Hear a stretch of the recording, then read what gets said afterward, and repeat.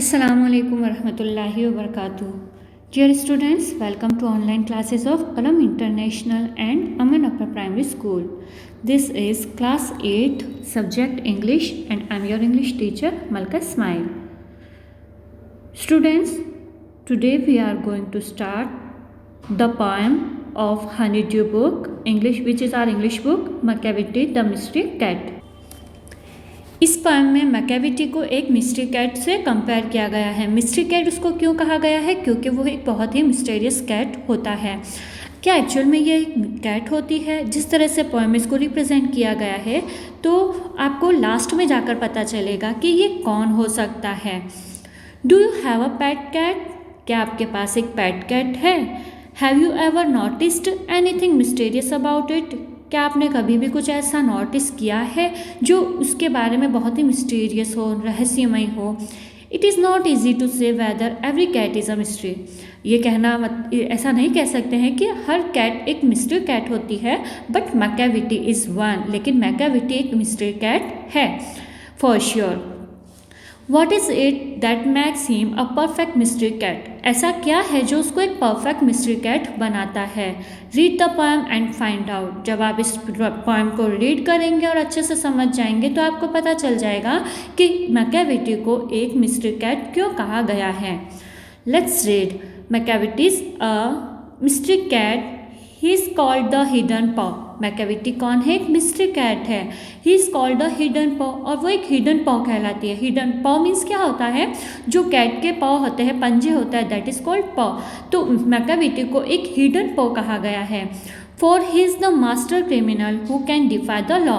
क्योंकि वो एक मास्टर क्रिमिनल है। वो एक ऐसी कैट है जो क्राइम करती है, जो एक मास्टर क्रिमिनल है और बहुत ही शातिर क्रिमिनल है, जो हर तरह के लॉ को डिफाई करती है, रेसिस्ट कर देती है, हर तरह के लॉ को तोड़ देती है।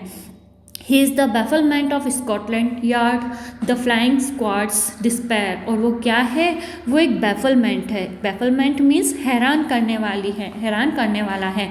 किसको हैरान करने वाला है? स्कॉटलैंड यार्ड को। और स्कॉटलैंड यार्ड क्या होता है? लंदन पुलिस फोर्स का जो हेड क्वार्टर होता है, उसको भी उसने हैरान कर दिया है। द फ्लाइंग स्क्वाड्स डिस्पेयर, और उसकी वजह से फ्लाइंग स्क्वाड भी बहुत ज़्यादा डिस्पेयर है, निराश है। फ्लाइंग स्क्वाड क्या होता है? पुलिस का एक ग्रुप होता है जो जैसे ही उनको कहीं पे क्राइम की खबर मिलती है तो वो क्विकली एक्शन लेते हैं। तो वो भी उस मिस्ट्री कैट, उसको मैकेविटी उनके लिए भी एक परेशानी का सबब बना हुआ है। For when they reach the scene of crime Macavity is not there. क्यों वो स्कॉटलैंड यार्ड और फ्लाइंग स्क्वाड के लिए परेशानी का सबब बना हुआ है? क्योंकि जब भी क्राइम सीन पे पहुंचते हैं, जब भी पुलिस फोर्स या जो भी ग्रुप पुलिस का ग्रुप होता है वो क्राइम सीन पे पहुंचता है तो मैकेविटी वहाँ पर नहीं होता है। Macavity, there is no one like Macavity. यहाँ पर एम्फसाइज कर रहे हैं पोएट T.S. एलियट मैकेविटी के लिए कि मैकेविटी जैसा कोई भी नहीं है। क्यों नहीं है? Because he is broken every human law. उसने हर तरह के ह्यूमन लॉ को तोड़ दिया है। He breaks the law of gravity. उसने लॉ ऑफ ग्रेविटी को भी तोड़ा है। अब क्या एक कैट ऐसा हो सकता है जो ह्यूमन लॉ को तोड़ दे या फिर जो लॉ ऑफ ग्रेविटी को तोड़ दे? तो his powers of levitation would make a फकीर stare। उसका जो लेविटेशन पावर है, लेविटेशन पावर क्या होता है?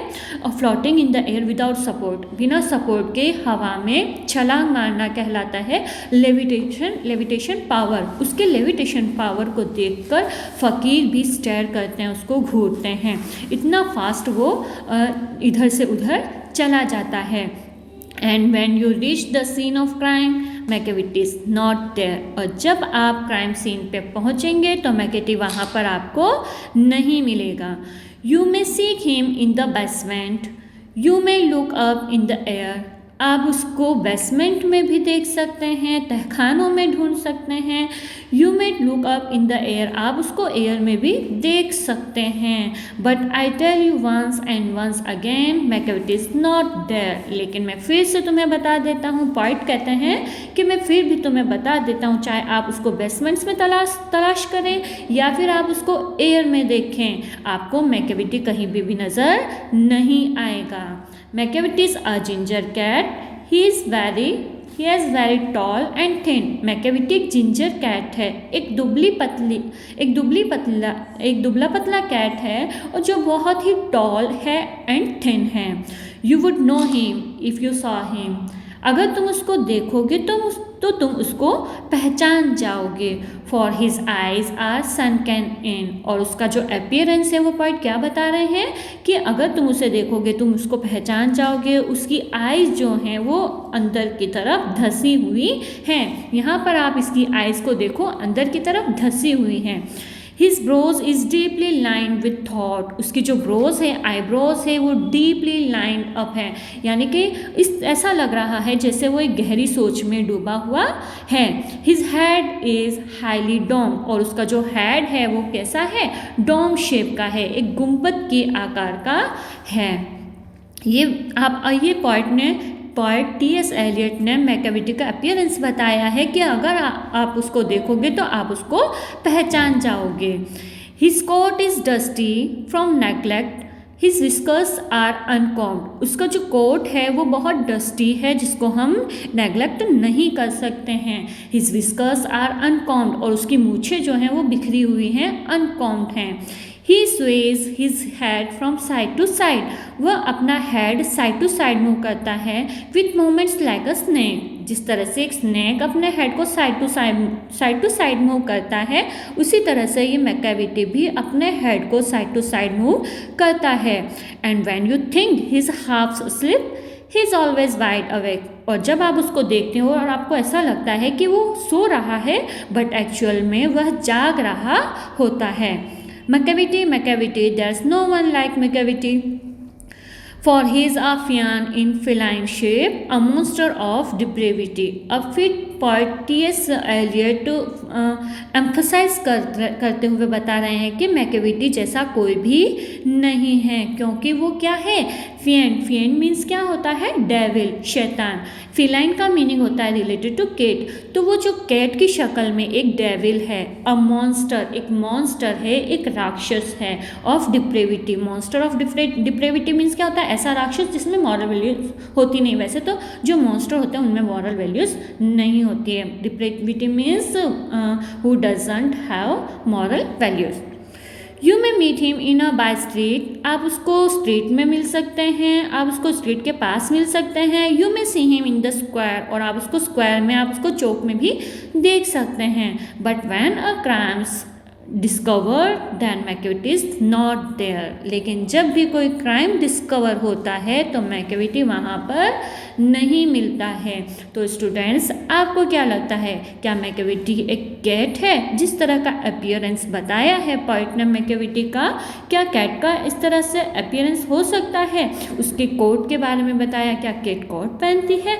उसकी जो विस्कर्स होती है क्या इतनी ज़्यादा होती है कि वो दिखाई दे कि वो कॉम्ड है या अनकॉम्ड है, ठीक। और उसकी जो आईब्रोज होती है वो डीपली लाइंड होती है कि वो किसी थॉट में है।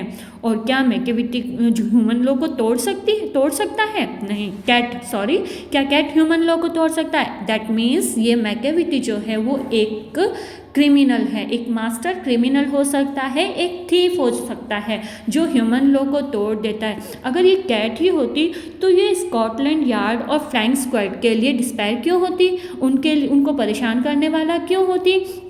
क्योंकि कैट इस तरह के क्राइम नहीं कर सकता ना। कैट क्या करता है, ज़्यादा से ज़्यादा हमारे घर में आकर दूध पी लेता है, तो ये क्या होता है, ये क्राइम नहीं है। ये तो अल्लाह ताला ने उसकी ग़िज़ा रखी है जिसको, यानी कि वो अपनी ज़रूरत पूरी करने के लिए आता है, ये क्राइम नहीं है।